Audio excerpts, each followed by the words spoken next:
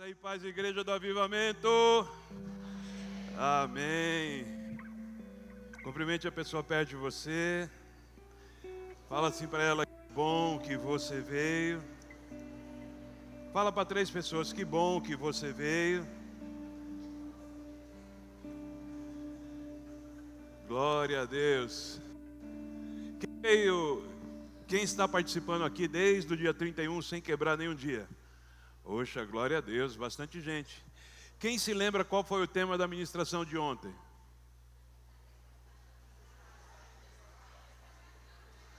Hã? Qual foi o tema? Qual foi o tema? Deus te abençoe. A tempestade que revela, a tempestade que revela. Eu estou aqui, a tempestade que revela. Por isso vocês perderam 1,5 bilhão na virada. Você fica mais esperto. Como diria meu sogro, fica beaco. Glória a Deus. Vamos dar continuidade. Nós estamos aqui hoje, na 6ª noite da nossa jornada aqui, da nossa maratona. E não é maratona do Netflix, não. Aqui é uma maratona profética, onde cada noite Deus fala com a gente, Deus nos orienta, Deus nos instrui. E a palavra dele aponta, nos dando destino, trazendo o norte, esclarecendo de alguma maneira aquilo que estava obscuro, nos fazendo entender. Mas nesse ano específico, principalmente essa palavra de Deus está nos preparar para que a gente construa e a nossa construção permaneça. Para que a gente edifique e a nossa edificação ela não venha a cair, para que a nossa construção permaneça em pé. É isso que eu estou sentindo, é isso que eu estou vendo e é isso que eu estou percebendo nas palavras que Deus tem liberado em nossa direção nesses dias. Que o Senhor quer nos dar um nível de entendimento e principalmente de sabedoria, dentro da comparação do homem sábio e do homem nécio. Ele quer nos colocar no lugar do homem sábio, que vai suportar, que vai prevalecer, que irá se manter naquilo que Deus tem preparado. E o que Deus tem preparado para você é glorioso. O que Deus tem preparado para você é glorioso. Amém. Irmão, uma das piores coisas é a gente romper na vida, crescer e depois ter que retroceder. Por conta disso, muitas pessoas cometem o suicídio, porque elas não consideram mais a possibilidade de ter que retroceder. Alguém que avançou, que provou as coisas boas, que chegou a lugares altos, que adquiriu uma certa estrutura e de repente ver as coisas ruindo, caindo. Deve ser muito terrível você subir degraus e depois lá do alto você ser desbancado, derrubado, você cair. E é isso que Deus não quer, que marque a nossa história ou a nossa trajetória. A trajetória de muitos será sempre uma trajetória de altos e baixos, mas a minha e a sua não. A nossa trajetória tem que ser uma trajetória ascendente até o dia glorioso que Jesus voltar e nos buscar e nos arrebatar nas nuvens, para que a gente passe a eternidade com Ele na glória. Então a nossa trajetória não pode ser uma montanha russa. Se a sua vida está assim, se você mesmo depois de convertido a sua vida é uma montanha russa, você na mesma hora que você está lá no alto, você está lá embaixo, tem uma coisa errada. Se você oscila no seu crescimento, nas suas conquistas, nas suas vitórias, se a sua vida profissional oscila, se a sua vida ministerial, um dia você é um homem cheio de fé, cheio de resultados, cheio de frutos, e no outro você está abatido, você está amargurado, você está triste com o que viu, com o que ouviu, com o que disseram, então tem alguma coisa errada. Quando Jesus compara um homem sábio do homem nécio, do insensato, nessa comparação ele fala de firmeza.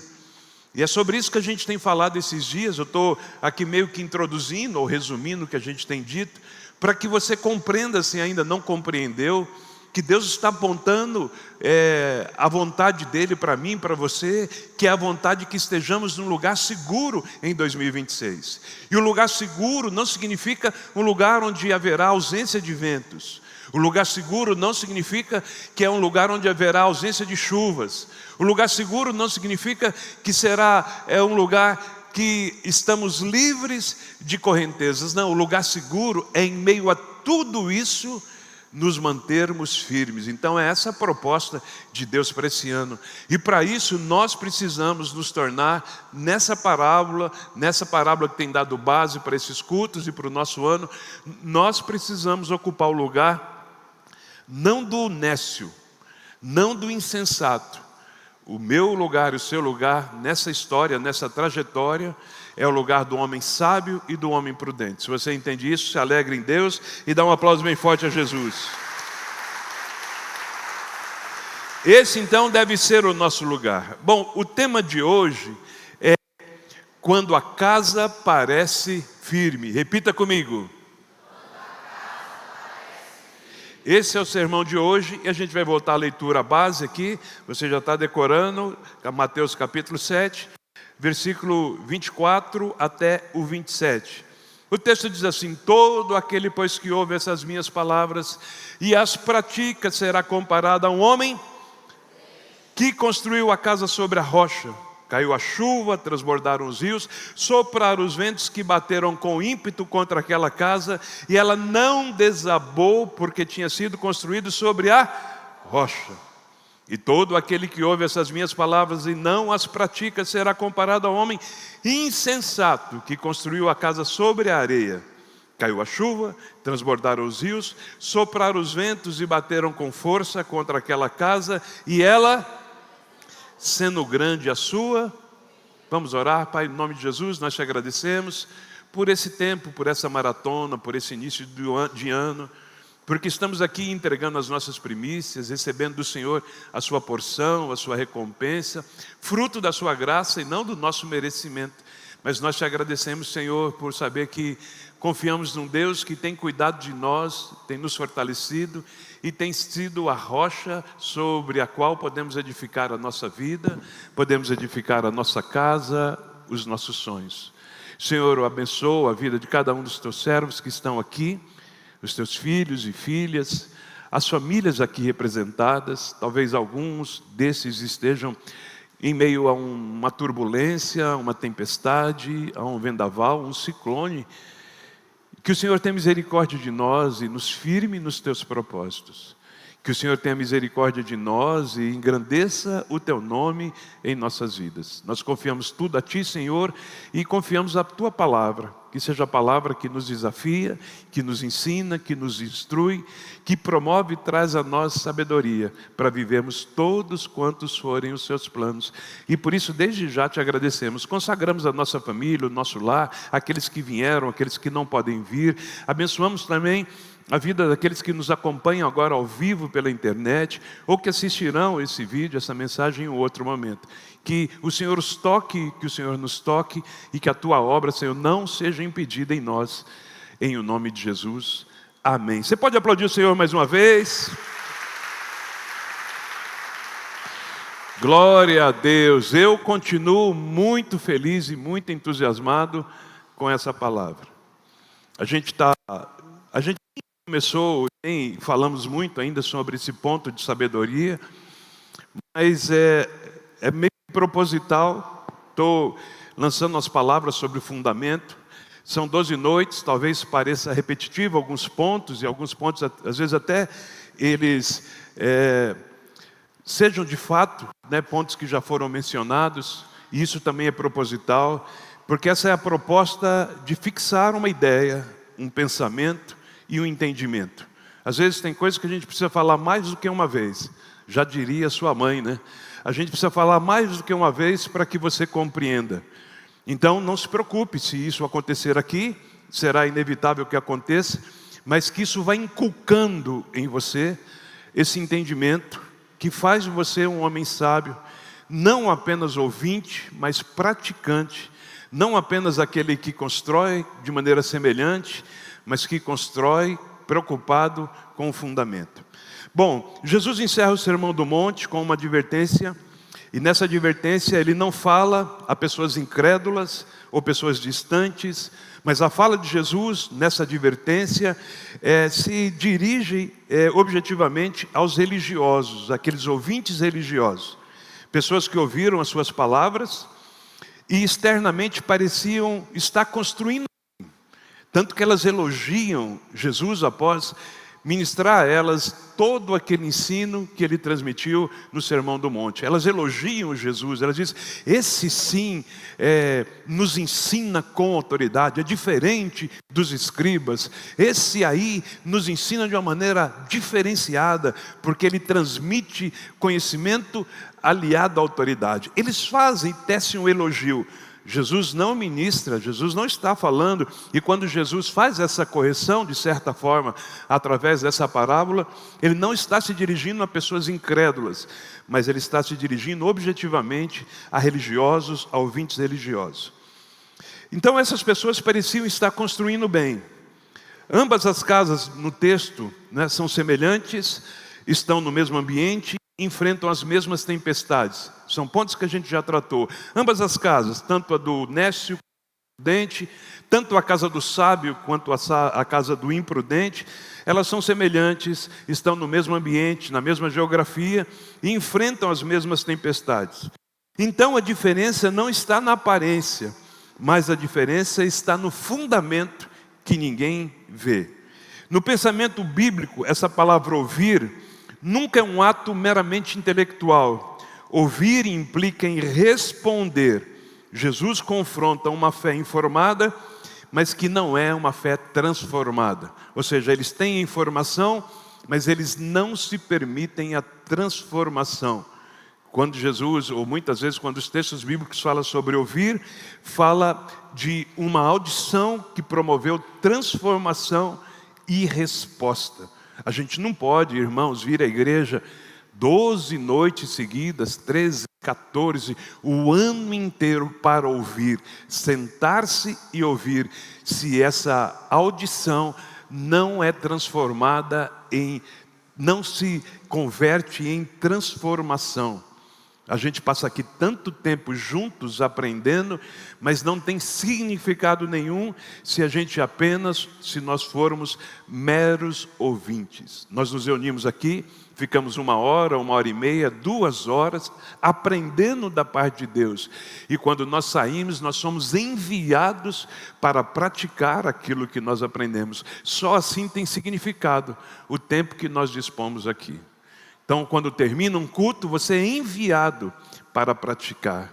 Essa palavra enviado é a mesma palavra que define o termo apóstolo. Apóstolo é um enviado. Quando você vem, senta, ouve, aprende, você se torna um apóstolo, você é enviado. E você é enviado para que na prática daquilo que você aprendeu, do conhecimento que você adquiriu, que primeiro transformou a sua vida, para que quando você for enviado, tudo isso toque a vida de outras pessoas também. A sabedoria que você tem vai tornar o imprudente perto de você uma pessoa prudente, porque se transformou você, quando você é enviado, essa transformação vai permitir que outros sejam alcançados e também transformados. Quantos entendem isso? Diga aleluia e dê um aplauso a Jesus. Bom, a gente continua vendo algumas lições. A lição primeira aqui, a lição número 1, é que a aparência de firmeza não é garantia de estabilidade. Tinha um comercial antigo do tempo do pastor Célio que dizia assim: parece, mas não é. Nem me lembro do que se referia aquele comercial. Mas ele falava, você lembra, pastor Célio? Ah, não tinha nascido ainda, né? Esse comercial tinha lá essa frase de efeito que dizia assim: parece, mas não é. Então a aparência de firmeza não é garantia de estabilidade. A aparência de firmeza não é garantia de estabilidade. Todo aquele, pois, que ouve estas minhas palavras. As duas casas parecem firmes do lado de fora. Nada denuncia qual delas resistirá à tempestade. Então isso nos ensina que vida religiosa não substitui fundamento espiritual. Irmãos, tem um termo que é observado de certa forma como pejorativo. Não deveria ser, mas tornou-se pejorativo. Quando alguém dirige a um cristão, por exemplo, e o chama de religioso, na verdade deveria ser uma palavra que nos define. Ser religioso, porque nós somos religiosos. Mas de um tempo para cá, ou já tem um bom tempo, essa palavra se tornou uma palavra pejorativa, porque o entendimento quase que comum hoje dentro das igrejas é que religioso é aquele que tem o hábito de praticar sem ao menos entender por que pratica, sem dar o valor devido, sem observar as motivações, sem ter as motivações corretas. Religioso é aquele que tem a prática de fazer sem saber, sem perceber, sem sentir ou sem sentido naquilo que faz. Então, o religioso, nesse caso, essa vida religiosa, nesse aspecto de religiosidade, não substitui o fundamento espiritual. Então, mais do que ser religioso, a gente precisa buscar o fundamento espiritual. Prática externa não garante profundidade interna. Aqui está tudo dentro do mesmo escopo. Vida religiosa não substitui o fundamento espiritual. A prática externa não garante profundidade interna. E ortodoxia sem obediência gera ilusão de segurança. O ortodoxo é aquele que segue as regras, segue as normas, segue as doutrinas, ali, do jeito que deve ser. Mas essa ortodoxia, ela, se for praticada sem obediência, ela vai gerar só ilusão e nada de segurança. Ou então aqui está tudo dentro do mesmo escopo, da vida religiosa que não substitui o fundamento espiritual, da prática externa que não gera profundidade interna. O que nós estamos falando aqui é que a gente não pode fazer por fazer. A gente vê nesse texto que além de ouvir, a gente precisa praticar. Mas tem uma coisa, os dois homens praticaram uma construção. Então, essa prática não pode ser qualquer prática. Então, você vem aos cultos, é uma prática. Mas quantas pessoas vêm aos cultos e não permitem ser transformadas? Então, a prática da ortodoxia, a prática da espiritualidade, dessa espiritualidade ou da religiosidade, de quem participa, de quem faz, mas quem não compreende a importância, o significado, é uma coisa que é feita um tanto quanto no automático. Aquela pessoa religiosa que vai à missa todos os domingos, não perde uma missa, mas quando sai da missa, acende um cigarro.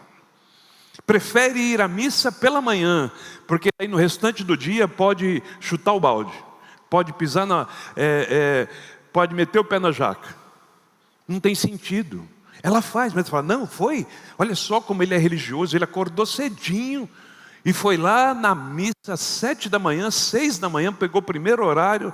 Olha que pessoa espirituosa, ou espiritual, religiosa, ortodoxa, foi lá e comungou, foi lá e participou do corpo de Cristo. Tem muita gente vivendo assim, e não apenas dentro da tradição romana, mas dentro da tradição reformada, dentro da tradição evangélica também, que aprendeu a fazer e faz, mas sem sentido. Serve, até mesmo serve, mas sem um propósito. É uma coisa externa, né? Uma prática externa, que não necessariamente é fruto de uma transformação interior. Vai e serve na célula, abre a porta da casa para que a célula seja realizada, lidera uma célula, mas faz tudo isso por uma prática, por um hábito que foi gerado, por um costume talvez, por uma cultura que ele passou a fazer parte, mas que não entende os significados. Participa da ceia, aqui na ceia, do corpo e do sangue de Cristo, do Cordeiro Pascal, ele participa, mas sem profundidade. Então essa aparência de firmeza, ela não é garantia de estabilidade. Eu vou em todos os cultos, eu não perco um dessa maratona. Isso não é garantia de estabilidade. Se você vem por vir, se você ouve e até pratica, mas não se sujeita à autoridade e obediência. Tem alguns textos aqui. 1 Samuel 16, versículo 7. Nesse texto diz assim: o Senhor não vê como vê o homem. Esse texto remonta lá quando o profeta Samuel foi à casa de Jessé para ungir um dos seus filhos. E ele tem todos os filhos de Davi lá, de Jessé lá, mas faltava um, que era Davi. E ele observa todos aqueles garotos e tem vontade, desejo de ungir um deles. E Deus fala: não é nenhum desses. Porque aqueles estavam arrumados, limpos, perfumados, esperando ser escolhido. Mas o que Deus acabou por escolher era alguém que estava sujo, cheirando ovelha, estava lá no pasto, de trás das malhadas, e era esse que Deus escolhia. Por quê? Porque estava ali no cumprimento da missão que havia sido dada a ele. Provérbios 14, 12, se vocês puderem projetar isso aqui. Provérbios 14, 12, esse texto fala de que existem caminhos que parecem retos ou direito ao homem. Fala assim: olha, há caminho que ao ser humano parece direito, mas o fim dele é de morte. Tem caminho que parece correto, que parece certo, que parece direito, mas o seu final, o seu fim é de morte. E esse caminho fala de escolha que a gente tem na vida, de uma convicção equivocada, de um comportamento, de uma postura, ou até de uma prática de realizar o bem, mas sem entender o que se faz. E pessoas assim têm fundamentos frágeis e fundamentos que não suportam. Mateus 23, 27, projeta aqui para mim também. Mateus 23, 27, aqui é uma exortação de Jesus a pessoas que vivem de aparência. E ele fala sobre isso: ai de vocês, escribas e fariseus, hipócritas. Jesus está condenando uma aparência.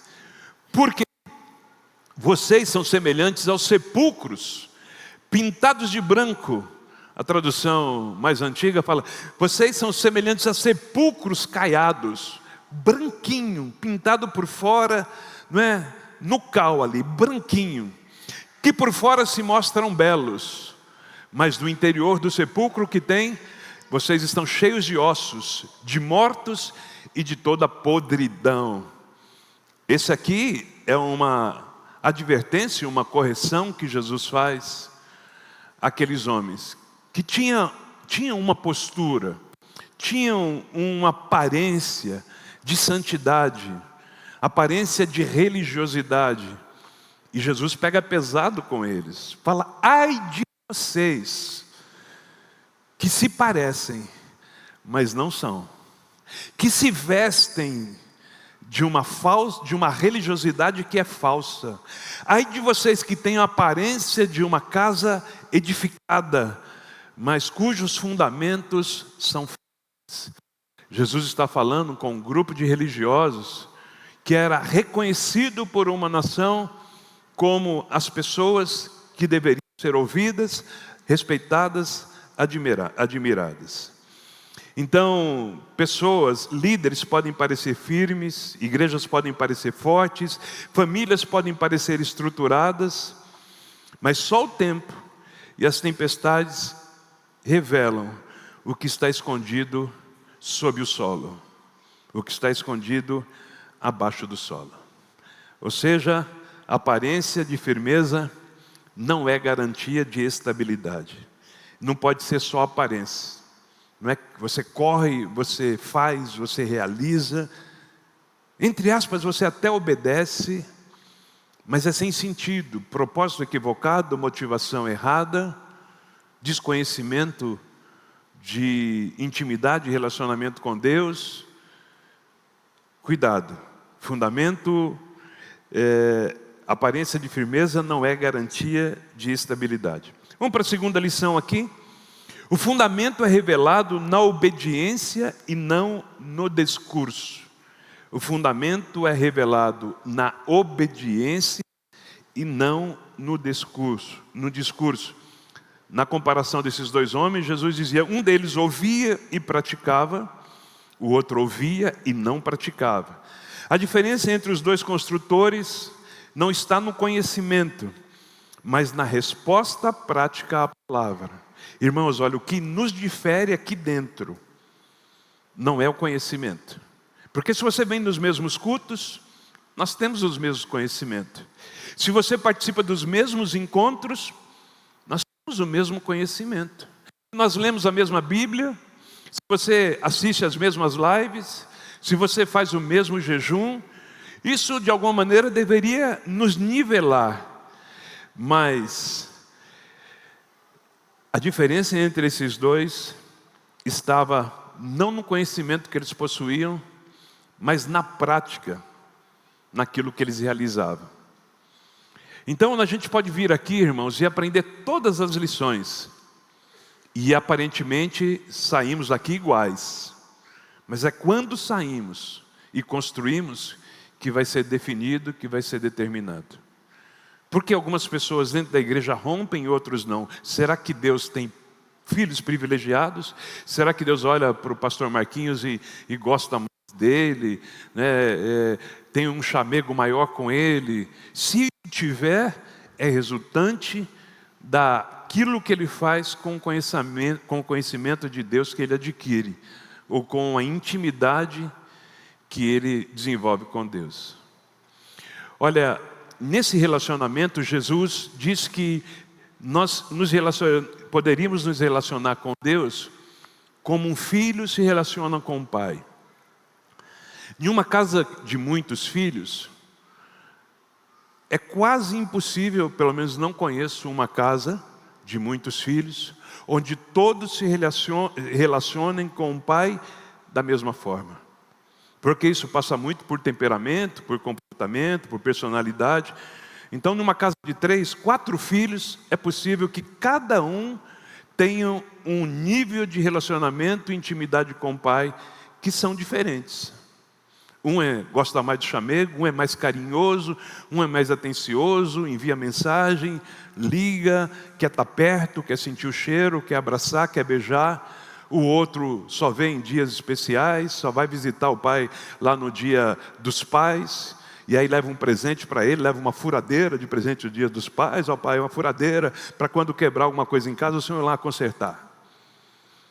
E já tem o outro que não, tem o outro que quer estar perto, tem o outro que se tornou independente, e vai e segue a vida, e tem o outro que todas as vezes que tem uma dúvida, consulta o pai. Pai, me ajuda aqui, eu estou com uma dúvida, tenho um negócio, tenho um projeto, o que o senhor acha? É uma empresa nova, me chamou, e aí conversa. E outros não, outros seguem a vida independentes. Então, o que diverge, o que difere, o que nos torna diferentes nos nossos resultados, seguramente é a maneira que a gente decidiu se relacionar com Deus. Já tem aquele filho que chega todo mundo na casa do pai, vai ter uma festa lá, alguma coisa, vai todo mundo para a casa do pai, e ele fica meio distante, forever alone, assim, fica lá querendo chamar atenção. Vamos ver se meu pai nota que eu estou aqui. Finge uma cara, um semblante de chateação, de uma amargura, para ver, esperando que o pai venha e pergunte: aí meu filho, está tudo bem com você? Estou percebendo que você não está bem, você não está sorrindo, você está deslocado, o que está acontecendo? Espera que o pai faça isso. Isso, claro, reflete uma certa frustração, uma certa doença de alma. Não é o ponto a gente tratar sobre isso, mas eu estou falando das diferenças entre os filhos, e essas diferenças seguramente se notará também nos resultados. Então a gente precisa amadurecer. A gente precisa parar de criancice, a gente precisa parar de querer chamar atenção, a gente precisa querer parar de pensar que a gente pode ser independente, a gente precisa parar de pensar que a gente não precisa desenvolver relacionamento e intimidade com o Pai, a gente precisa entender que a gente precisa estar perto dEle, ouvir a direção dEle, porque aí certamente a nossa vida vai caminhar bem e a gente vai conseguir alcançar aquilo para o qual nosso Pai está nos enviando. Então há diferenças, e nunca nós seremos unânimes, eu gostaria que fosse, mas deve ser utopia pensar isso, nas vitórias que a gente vai ter, e a gente vai caminhar, e principalmente para um pastor é frustrante, tomar tempo, tomar 12 noites ministrando você, e quando essas 12 noites terminar, muitos vão continuar do jeito que estavam, desobedecendo, apenas ouvindo, não se comprometendo, não gerando mais intimidade com Deus, não se aprofundando mais nas suas raízes, nos seus fundamentos. E para o pastor e para quem ensina, é frustrante isso. Imagina que eu vou gastar 3 anos da minha vida te ensinando todos os dias para que você consiga passar no vestibular de uma universidade federal. E eu gasto 3 anos da minha vida dando tudo que eu tenho, que é mais do que suficiente para que você seja aprovado. E saber que no dia da prova, você não se lembrou de nada, porque você não revisitou os ensinos, porque você apenas se demonstrava aluno quando estava perto, mas quando estava distante você passava as horas jogando videogame, maratonando séries, fazendo tudo completamente diferente daquela proposta, e no dia da prova do vestibular você toma bomba, fica em último lugar. Que frustração! Para quem gastou 3 anos ministrando você, ensinando você, orientando você. É frustrante isso. Mas isso infelizmente é algo que vai fazer parte sempre. Haverá aquela pessoa que vai tomar posse, vai colocar em prática, vai exercitar, vai se aprofundar, vai cavar, e essa vai se manter firme e segura, e alguns outros vão só observar, vão criticar, vão questionar, vão reclamar de quem está fazendo, vão julgar quem está fazendo, e vão continuar sempre na mesma. A gente observa dentro de uma estrutura de igreja, uma estrutura eclesiástica, que toda vez que alguém começa a se destacar, ele começa a ser perseguido pelos próprios irmãos. Toda vez que um José se levanta e encontra o carinho do pai, porque ele deu carinho ao pai, toda vez que o José se levanta e desperta no outro inveja, porque ele abraça o pai e é abraçado pelo pai. Toda vez que o José se levanta, desperta ódio, inveja no coração dos próprios irmãos que desejam matá-lo. Os outros irmãos que desejaram matar José, porque José recebeu o abraço, o carinho, a atenção, uma túnica nova, eles deveriam se inspirar em José para desenvolverem também o mesmo tipo de relacionamento. Mas eles preferem ficar no lugar dos críticos. Sabe por quê? Porque o lugar do crítico é o lugar mais confortável. Você já viu crítico? Tem crítico na TV de futebol. Tem crítico que critica jogadores, que critica técnicos, que critica a comissão técnica, que critica o atleta. Pede para um desses bater um pênalti decisivo para ver o que vai acontecer. Sabe por quê? Porque o lugar da crítica é um lugar confortável.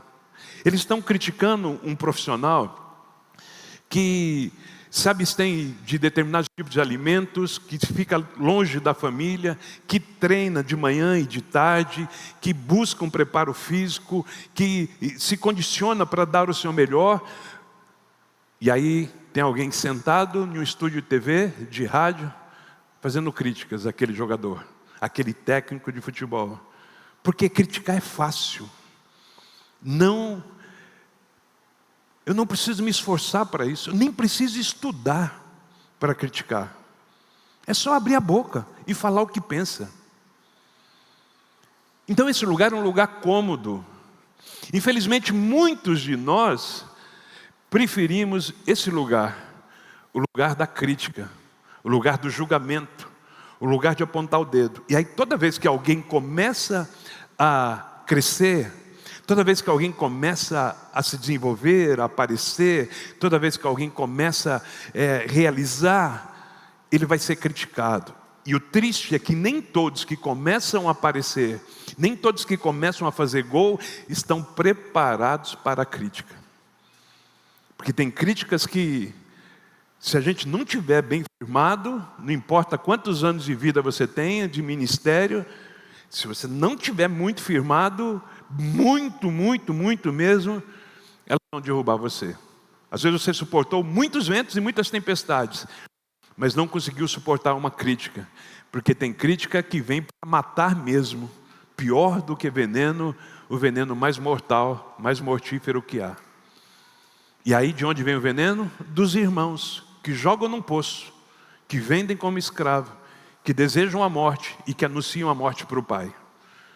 Morreu, a gente não sabe como morreu, não sabe? A gente não sabe porque foi embora da igreja, a gente não sabe porque desviou, não sabe?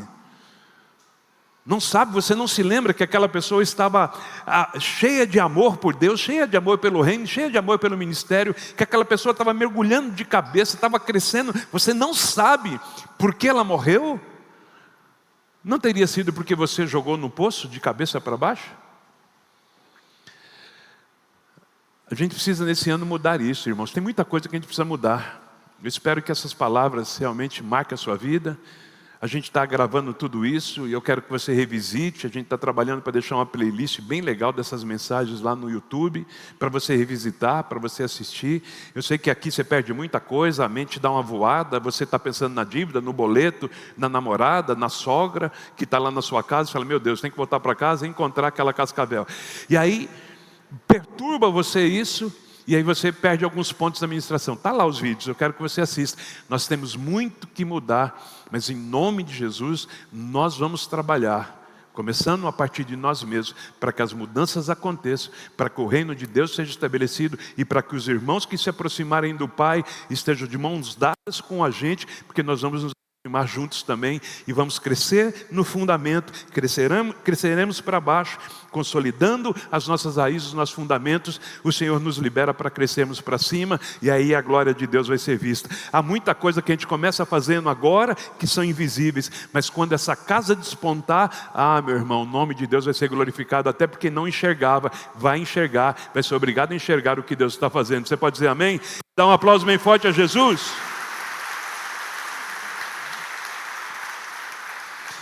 Então a diferença entre os construtores não estava no conhecimento, porque ambos haviam aprendido pela boca do mesmo professor, do mesmo mestre.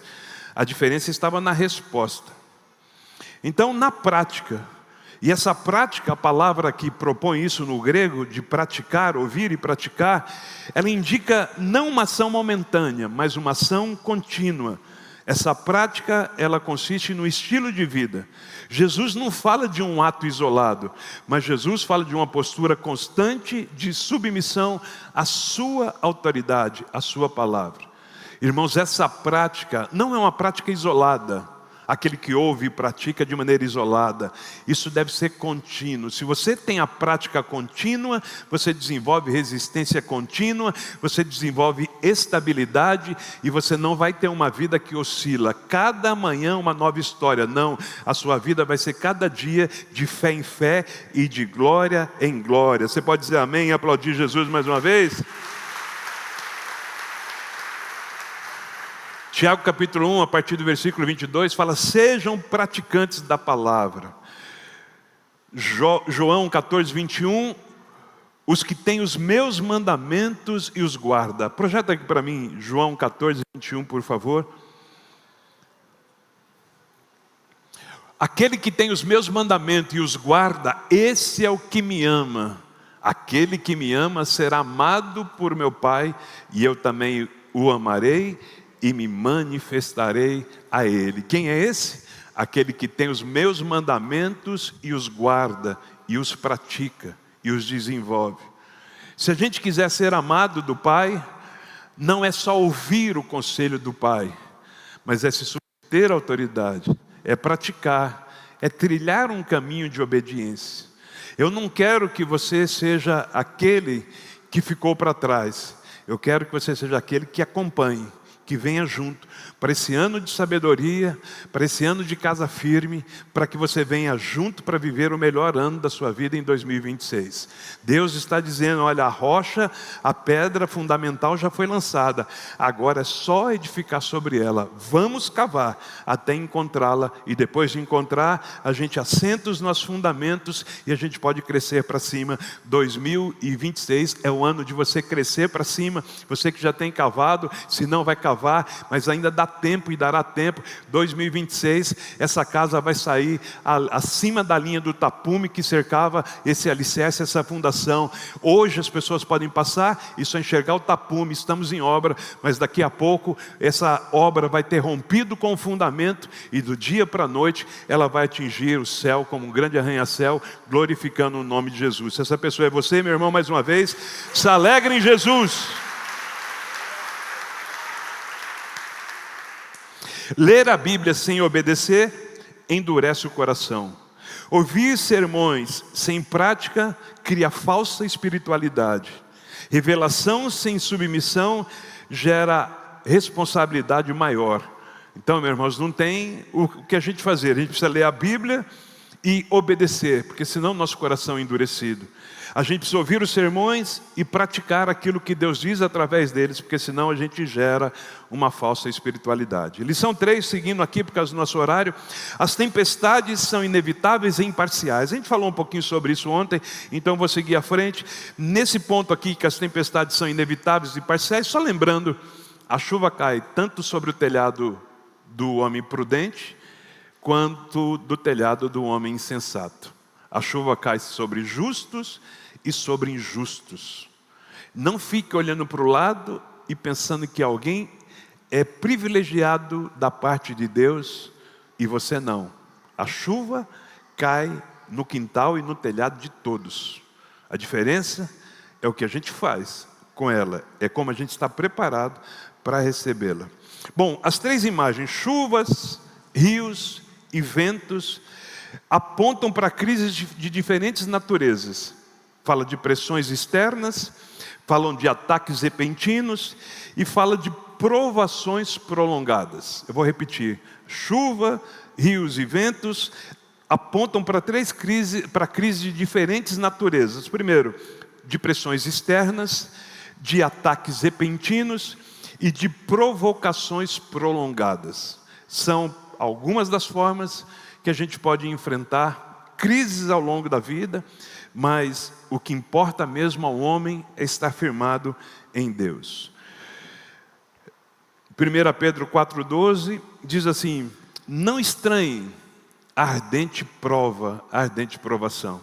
Há provações que vêm como fogo, mas uma chamada ali do autor dizendo assim: não estranhem, não se admire, não se assuste com isso. Jesus disse em João 16:33, no mundo tereis aflições, mas tenham bom ânimo, eu venci o mundo. É como se ele dissesse, vocês vencerão também. Jó 14:1, esse texto diz que o homem é curto de dias e de farta inquietações. Isso faz parte da nossa vida. Ontem eu falei sobre Deus não ser teólogo, mas ser pedagógico.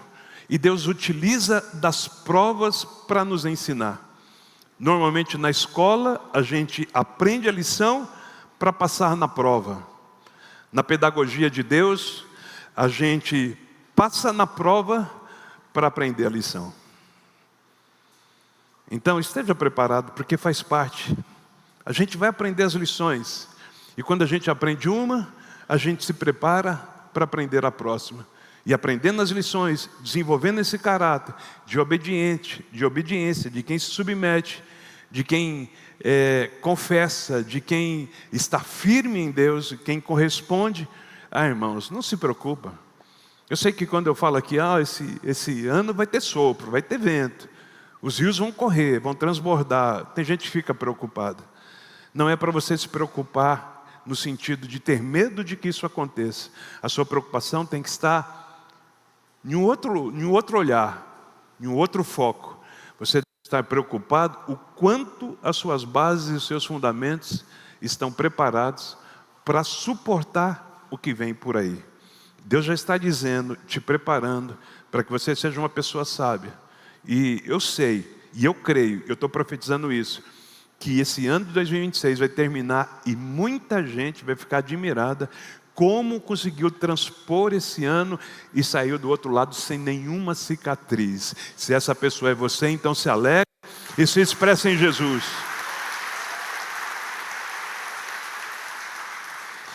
A última lição aqui, a 4, a queda é proporcional à superficialidade do fundamento. Ou seja, se o fundamento é superficial, não tem outra coisa que possa acontecer senão a queda.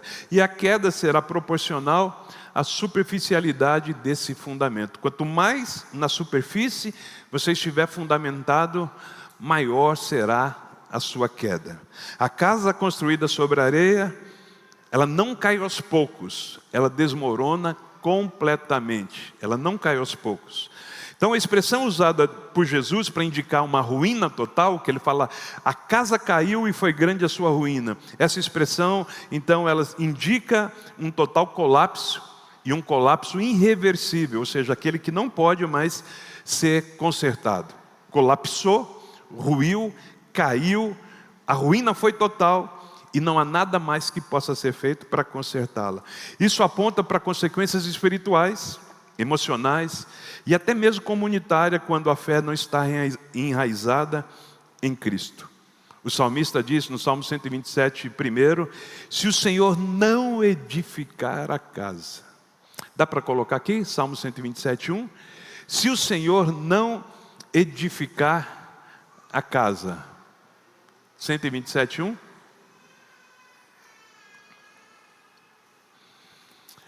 Em vão trabalhos que a edificam, se o Senhor não guardar a cidade, em vão vigia o sentinela. A gente precisa estar fundamentado nele, não achando que estamos, mas de fato estando. Colossenses 2, 6 e 7 fala que a gente precisa estar enraizado e edificado nele. E Hebreus 3, 12 fala que o coração incrédulo se afasta. Hebreus 3, 12, por favor. Fala de um coração que se afasta. Hebreus 3,12. Tenham cuidado, irmãos, para que nenhum de vocês tenha um coração mau e descrente, um coração incrédulo, que se afasta do Deus vivo. Que esses dias a gente esteja sendo despertado em fé, em temor, em relação ao que Deus está falando para a gente aqui. Que a gente vença a incredulidade. Sabe o que é o incrédulo? Aquele que fica duvidando, aquele que não aceita. Incrédulo é aquele que não crê. A palavra incrédulo está em oposição ao que crê. Quem crê é uma pessoa de fé e quem não crê é um incrédulo. Cuidado para o seu coração não se encher de incredulidade. Tem gente que precisa passar para crer. Tem gente que precisa ver para crer. Tem gente que precisa chorar para crer. Mas a gente não precisa disso. A gente só precisa do alerta. A gente só precisa do aviso. A gente só precisa da orientação da parte de Deus. E Deus está nos orientando. Deus não está nos orientando que em 2026 seu barco vai afundar. Mas Deus está dizendo que o seu barco vai ser açoitado pelo vento. Mas não se preocupe, se o Senhor está nele, Ele tem voz e autoridade para que o vento e o mar se submetam à sua voz. Porque a natureza, ela não é capaz de se opor à autoridade do seu Criador. Ela obedece à voz do seu Criador. O que importa, irmãos, não é o tamanho do vento, da tempestade, das ondas. O que importa é que Jesus esteja na nossa vida, que estejamos fundamentados nele, porque aí nada vai levar o nosso barco a pique. Vai ser açoitado? Pode ser sim, mas nós nos manteremos e depois que o sol voltar a brilhar, nós teremos mais um testemunho. Olha, nessa tempestade, infelizmente, muitos afundaram, mas nós nos mantemos de pé pela graça, pelo favor e pelo amor de Deus na nossa direção. Você pode dizer amém e dar um aplauso a Jesus? Fique de pé para a gente encerrar e para eu concluir, não sai do seu lugar. A rocha não aparece na fachada Nós vimos aqui em um desses sermãos, acho que no domingo, que a rocha ela é invisível. Ela não aparece na fachada, mas ela sustenta toda a estrutura. Cristo é a rocha. Não é a religião, não é a tradição, não é a experiência. A rocha é Cristo. A rocha não é o tanto que você faz, o tanto que você realiza, a roupagem que você usa, o seu vocabulário, o seu crentez, isso não é a rocha. A rocha não é quantas vezes você vem à igreja, o quanto você vai à célula, o quanto você trabalha, o quanto você convida as pessoas, discipula, evangeliza. Isso não é a rocha. A rocha é Cristo. A rocha não é a roupa de crente que você usa para vir para o culto. A rocha não é o linguajar que você usa quando está aqui, as mãos que você levanta para adorar. A rocha é Cristo. Não é a religião, não é a tradição, não é a experiência. A rocha é Cristo. Então eu posso lançar umas perguntas para você. Em que você está de fato firmado? As suas bases estão firmadas em quê? Ou em quem? A minha fé resiste quando o vento vem, quando ninguém vê, quando a tempestade sopra. Uma outra pergunta que nos cabe aqui: eu estou apenas ouvindo ou eu estou obedecendo?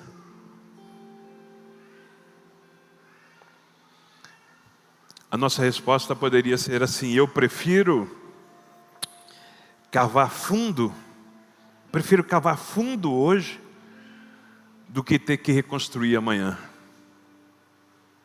Eu prefiro cavar fundo hoje, gastar dias, hora, esforço, empenho, dedicação,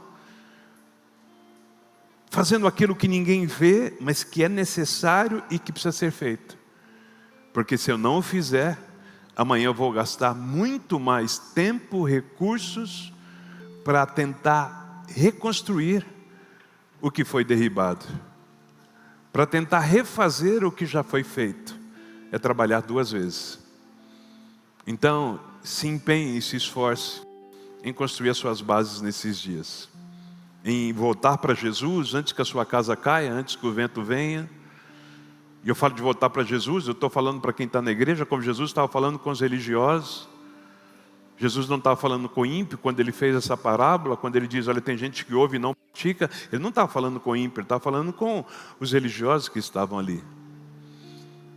E se no meio daqueles religiosos, aqueles homens tementes a Deus, Jesus falava isso, porque eu tenho que pensar que aqui todo mundo está ouvindo e obedecendo, e que todos nós aqui temos base por isso. É certo que não. E esse tempo então, irmãos, tem que se tornar um tempo de arrependimento, tem que se tornar um tempo de retornar. Sabe o que acontece? Você começou a fazer errado, mas a vida continuou. Você foi pulando fases, etapas, e a vida continuou. Você foi abrindo mão de santidade, de relacionamento, de comunhão com Deus, de ser sincero, e a vida continuou. Você continuou vindo ao culto por causa das amizades, por causa de uma pessoa que você está interessado aqui, e fazendo tudo errado, e a vida continuou. O que eu entendo com essas ministrações, com o que Deus tem dito para nós nesse ano, é que esse ano vai ser diferente. E que esse ano não é ano para brincar. Nunca foi de verdade. Mas que nesse ano nós seremos provados. E de repente você está aqui e você tem uma fachada muito bonita. A sua maquiagem, a sua pintura, a sua roupagem, os seus cabelos, o seu perfume, tudo isso é muito bonito, muito alinhado. O carro que você tem, a casa que você mora, tudo isso está muito bonito. Mas não tem profundidade. Basta um pequeno sopro. O que eu vejo para esse ano é que a gente precisa voltar a dar valor às nossas bases e fundamentos. E voltar, inclusive, a fazer aquilo que a gente sabe que precisa ser feito, a gente não faz. Voltar a orar. Voltar a ler a palavra de Deus. Voltar a adorar. Voltar a fazer o que a gente sabe que precisa ser feito. Porque nesse relacionamento com Deus, para você que já tem um tempo na fé, é como as dietas que o povo faz aí. Todo mundo sabe a dieta que deve ser feita, mas ninguém faz. Se queixa que não emagreceu, que não perdeu peso, mas não fez a dieta e quando faz de qualquer jeito. O Senhor está nos chamando, o Senhor está nos chamando para retornar, para fazer certo dessa vez, porque ainda há tempo. Porque se a casa vier à ruína, vai ser muito mais difícil de você reconstruí-la. E eu falo com experiência de quem já viu muita casa ruir dentro da igreja e nunca mais ser reconstruída. Nunca mais. Foi cada um para um lado, filhos se perderam, marido se enrolou todo, foi para o fundo do poço, mulher se ajeitou para outro lado, a casa virou uma bagunça, um balaio de gato, os filhos que estavam no altar, a família que servia, os filhos que tinham alegria de estar na igreja, se perderam completamente. E aí não tinha mais reconstrução. Nem sempre será possível reconstruir. E o que Deus está dizendo? Ainda há tempo. Há uma chance. E como diria aquela canção, uma chance igual a essa, talvez a gente não tenha mais. Eu quero orar com você. E eu quero muito que você entenda isso. Eu quero muito entender isso. Eu quero muito voltar para os pés do Senhor, para o fundamento correto. Parar de pensar que é porque eu sei, que é porque eu tenho recurso, que é porque eu tenho dinheiro, é porque eu tenho dinheiro, é porque eu tenho amigo, eu tenho emprego, é porque eu tenho condições, e esquecer o verdadeiro fundamento. É porque nós nos casamos, porque a gente vive bem, e esquecer dos verdadeiros fundamentos. Feche os seus olhos. O Senhor está nos chamando para voltarmos. O Senhor está te chamando para voltar. O Senhor está te chamando como um pai chama pelo filho. O Senhor está a dizer: filho, volta. Filho, volta. O filho que era morto, o filho que estava perdido. O pai te espera para colocar um anel no seu dedo, sandálias nos seus pés, para te abraçar, para te colocar de volta no lugar que Ele reservou e preparou para você. O Senhor está dizendo: volta enquanto há tempo. Volta à prática das boas obras, do relacionamento sincero, do relacionamento genuíno. Volta. O Senhor está te chamando para voltar. Abre o seu coração nessa noite. Fala com Deus. Fala como um pai como um filho que volta para os braços do pai, para a casa do pai. Fala com ele, aproveite essa oportunidade, aproveite esse tempo, aproveite o que Deus está permitindo, o que Deus está nos dando e entregando. E o que eu vejo Deus entregar nas nossas mãos, uma nova oportunidade de fazer certo dessa vez, de construir as bases corretas dessa vez.